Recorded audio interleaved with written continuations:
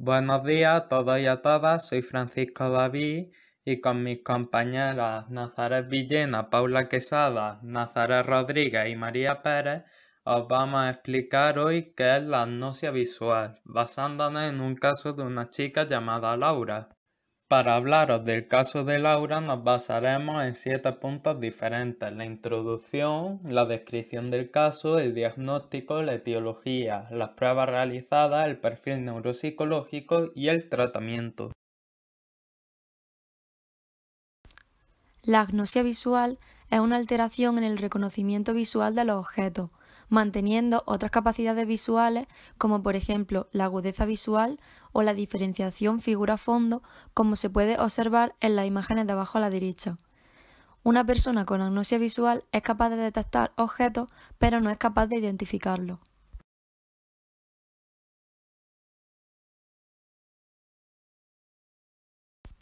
Existen dos tipos de agnosia: la agnosia perceptiva y la agnosia asociativa. En primer lugar, se dice que un paciente tiene agnosia aperceptiva cuando presenta problemas en la fase anterior al reconocimiento. Un paciente con este tipo de agnosia no es capaz de reconocer dibujos ni figuras geométricas. Tampoco pueden realizar tareas de copia, solamente detectan colores, luz, oscuridad y movimiento. Por otro lado, un paciente con agnosia asociativa puede ver el objeto, pero no conoce su significado. No es capaz de evocarlo en su mente, pero, sin embargo, si toca el objeto, es capaz de reconocerlo con normalidad. Afecta al reconocimiento de características de los objetos, como pueden ser el color, llamado acromatopsia, o el reconocimiento de cara, llamado prosopagnosia. En este caso, nuestra paciente Laura tiene una agnosia asociativa. Un ejemplo de una persona que padece agnosia visual podría ser el siguiente. Me dio una aguja, un ovillo de hilo, alguna tela con un dibujo en ella y me dijo que intentara coser el dibujo. Cogí el hilo con una mano, la aguja con otra, pero no entendía qué debía hacer con ello. ¿Cómo debía enhebrar la aguja? Le di vuelta a ello, pero no tuve ni la más ligera idea de qué hacer con aquellas cosas. Cuando miré por primera vez aquellos objetos, me resultaron muy familiares. No había ninguna razón para pensar en ellos. Pero, tan pronto como los tuve en mis manos, no podía imaginarme para qué servían. Había caído en una especie de estupor y no era capaz de asociar aquellos dos objetos en mi mente. Era como si hubiera olvidado por qué existían.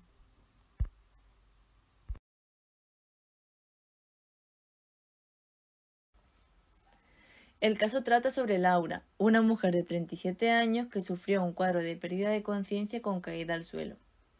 Pasó varias horas sin responder a ningún estímulo y fue ingresada en el hospital con un bajo nivel de conciencia y dolor en ambos lados de la cabeza. Abría los ojos ante estímulos dolorosos y emitía sonidos incomprensibles. Se le realizó una resonancia magnética que reveló la presencia de un gran hematoma temporoccipital izquierdo abierto al sistema ventricular. Además, la realización de una angiografía puso de manifiesto una malformación arteriovenosa occipital izquierda dependiente de la arteria cerebral posterior del mismo lado. Posteriormente a la realización de las pruebas, sufrió un síndrome de enclavamiento y quedó paralizada desde el punto de vista motor, con midriasis bilateral, es decir, una dilatación anormal de la pupila con inmovilidad del iris. Fue intervenida de urgencia y se le practicó una craneotomía, una evacuación del hematoma y una extracción de la malformación arteriovenosa. La paciente pudo recuperar el nivel de conciencia, pero la resonancia magnética de control mostró una imagen de alta señal irregular y heterogénea localizada en la región temporoccipital del hemisferio izquierdo, que afectaba a la cola del núcleo caudado, la sustancia blanca periventricular y las radiaciones ópticas, así como el hipocampo, las circunvoluciones parahipocámpicas y fusiformes, el lóbulo occipital y el esplenio del cuerpo calloso. Ahora se explicará el diagnóstico. Entonces, Laura sufrió un traumatismo craneoencefálico. Tuvo que ser intervenida quirúrgicamente de inmediato y estuvo un tiempo hospitalizada en el hospital, por lo que luego, en el momento del alta, presentaba una hemianopsia derecha y una afasia sensorial.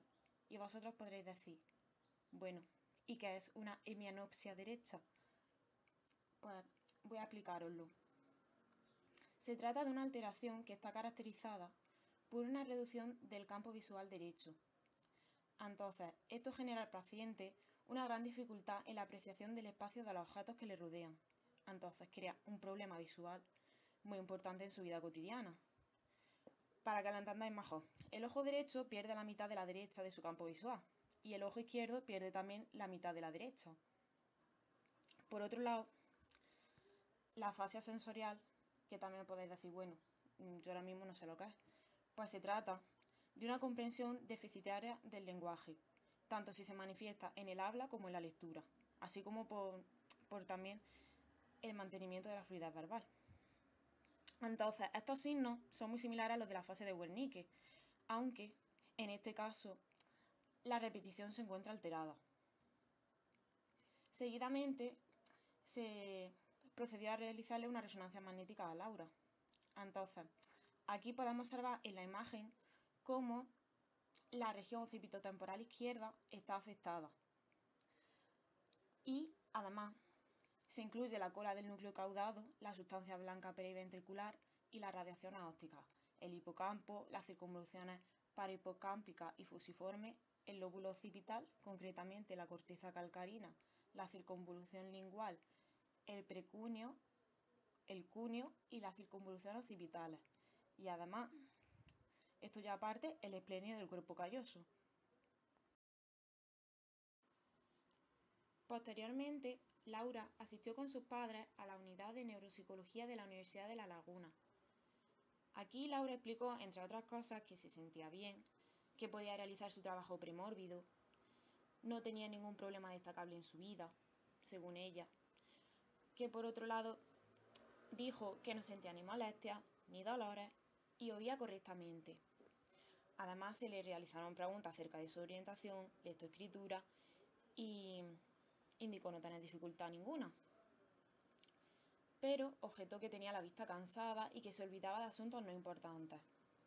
Sin embargo, los padres indican que Laura vive con ellos y que además es dependiente para actividades de la vida diaria y que ella se encuentra de baja laboral.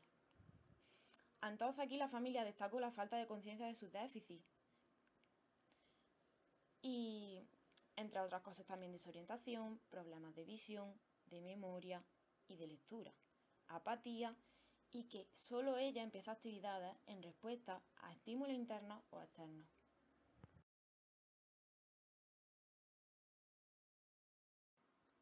Como conclusión, estos déficits apuntan a la alteración de estructuras occipitotemporales izquierdas. Esto incluye problemas perceptivos, alesia y amnesia.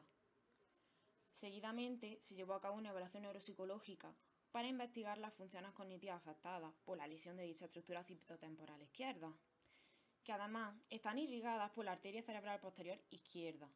¿Qué pasa? Que estuvo afectada, entonces tuvo que ser intervenida por ello, que ya se ha explicado anteriormente en el caso clínico. Entonces hay que tener en cuenta que Laura tiene afectada la vía ventral o vía del qué, que, os recuerdo, parte del lóbulo occipital y conecta con el lóbulo temporal. Como consecuencia, entonces queda afectado el reconocimiento de objetos y entonces por eso Laura padece una agnosia visual.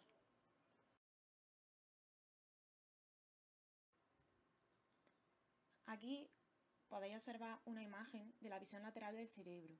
Hemos dicho que Laura presenta lesionada la vía ventral que parte del lóbulo occipital. Entonces aquí en la imagen es donde también se incluyen las áreas V1, V2, V3, V4 y V5. La vía ventral parte del lóbulo occipital y se dirige al lóbulo temporal. Entonces, dentro del lóbulo temporal vemos que se incluye la corteza auditiva primaria, auditiva secundaria y también de la área de Wernicke.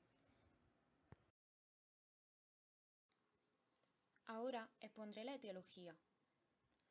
Laura sufrió un cuadro agudo de pérdida de conciencia con caída al suelo. Esto le causó un gran hematoma temporoccipital izquierdo, abierto al sistema ventricular.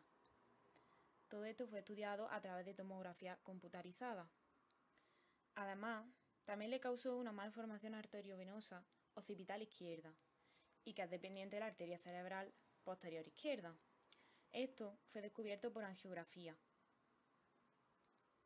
Entonces, a ver, sufrió un hematoma debido a un golpe en el cráneo. Esto produjo que el cerebro desplazase la estructura. Esto es lo que se denomina síndrome de enclavamiento. De esta manera, al desplazarse de la estructura, se pueden lesionar las arterias que transportan oxígeno al cerebro. Y esto puede conllevar el fallecimiento de la persona. Entonces, para eliminar esta posibilidad, Laura fue intervenida quirúrgicamente.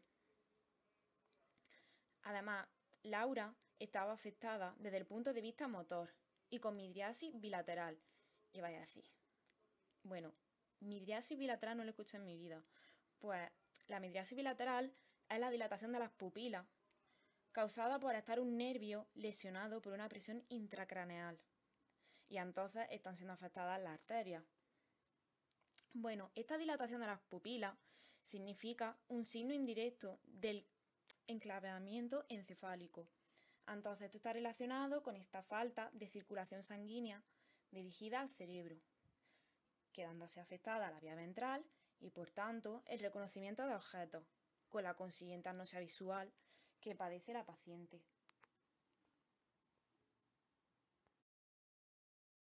Bueno, pues a continuación, tras las numerosas pruebas que se le realizaron a Laura, os vamos a exponer las más importantes. En primer lugar, la tomografía computarizada. Con esta prueba focalizamos la parte del cerebro que Laura tiene afectada. En concreto, esta prueba revela que Laura presenta un hematoma temporoccipital con afectación en la vía ventral. Es decir, esta es la zona del qué, del reconocimiento de los objetos, la cual pues provoca las agnosias visuales más conocidas, como en este caso pues sería la de Laura. En segundo lugar, tenemos las tareas de reconocimiento visual o denominación de objetos. Aquí Laura pues vemos que la realiza de manera lenta, en la cual podemos apreciar una gran variabilidad en la ejecución de una prueba a otra. E incluso nos percatamos que a Laura le resulta una tarea más compleja identificar dibujos que identificar objetos reales. Y a continuación pues vamos a ver un ejemplo de esta prueba para que nos quede un poquillo más claro.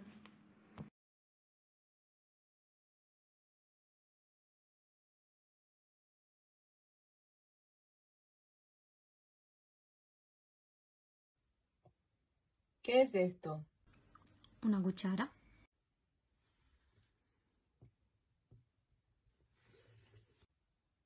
¿Qué es esto? Un tenedor.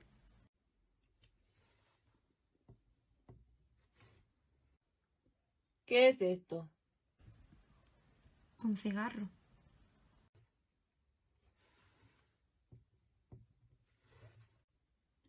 ¿Qué es esto? Un plátano.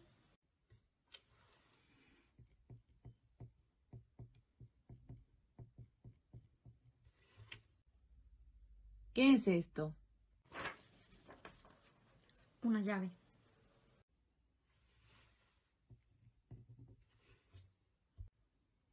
¿Qué es esto?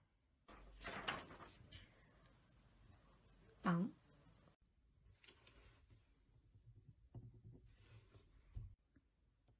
¿Qué es esto? Una falda.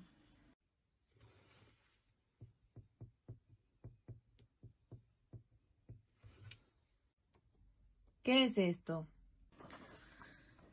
Una rueda.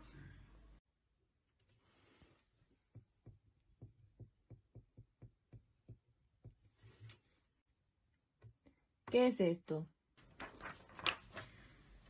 Una gallina.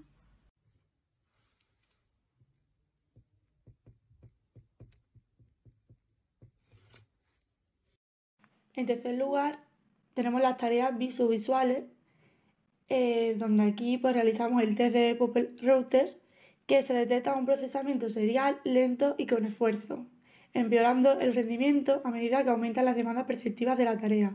Es decir, los resultados pues, nos demuestran que Laura pues, emplea estrategias compensatorias girando su cabeza, explorando así todo el campo visual.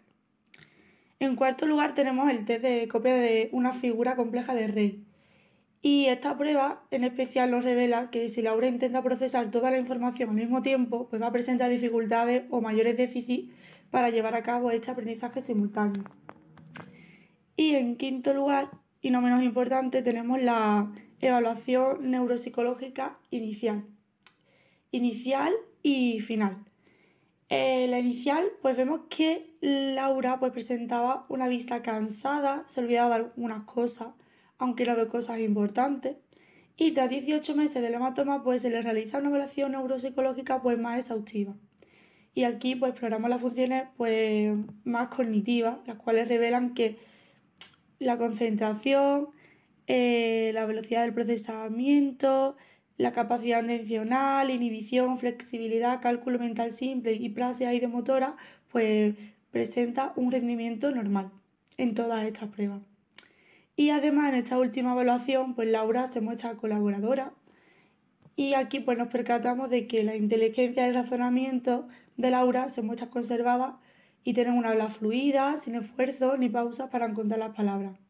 Por lo tanto, esta evaluación neuropsicológica final pues nos está indicando que Laura presenta una amnesia grave anterograda.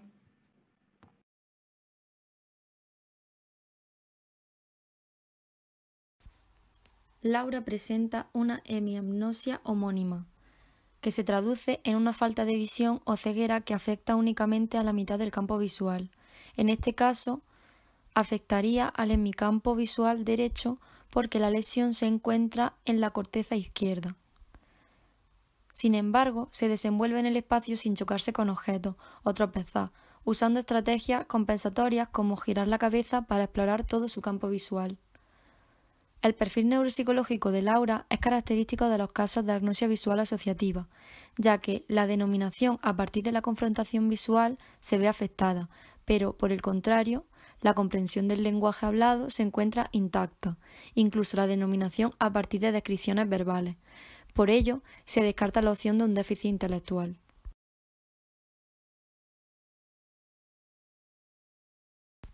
También se observa un patrón típico en pacientes agnósicos, que consiste en la incapacidad de asociar tareas visuales con tareas verbales.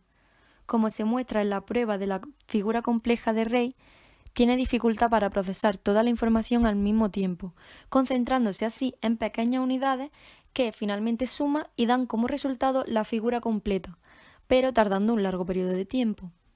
Por otro lado, Laura también padece una amnesia anterograda hipocámpica grave por la que no puede almacenar información nueva y hechos recientes, pero mantiene la memoria de trabajo y los conocimientos anteriores.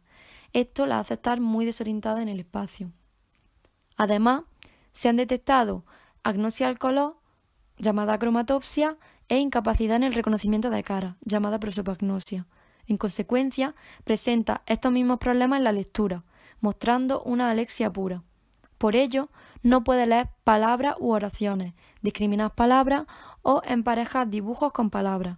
A veces ni reconoce los símbolos verbales como, por ejemplo, la letra G, que interpreta como una cama. A pesar de no entender lo que lee, es capaz de expresarse de forma escrita con total normalidad. Tratamiento. El tratamiento de la agnosia visual se basa en enseñar a reconocer a través de los sentidos y de los apartados visuales no afectados, como pueden ser la forma, el color y el tamaño. Siempre se comienza el tratamiento por objetos reales y sencillos de identificar. En el caso concreto de Laura, la primera fase del tratamiento consistió en ejercicios sencillos, como coger un objeto y tratar de identificarlo por el tacto, o rodear el contorno del objeto con el dedo. Los objetos utilizados eran significativos. Además de esto, también se trabajó en la identificación de los billetes a través del color y el tamaño. Durante la segunda fase del tratamiento, Laura comenzó a trabajar con el reconocimiento de fotografía. Posteriormente se pasó al reconocimiento de dibujo en color y más tarde en blanco y negro. Finalmente comenzó a trabajar con letras a través de su contorno y al cabo de un año Laura ya era capaz de reconocer palabras familiares y frases sencillas que ella misma escribía. Esta es la última parte de nuestro informe y con ella damos por finalizada nuestra exposición del caso.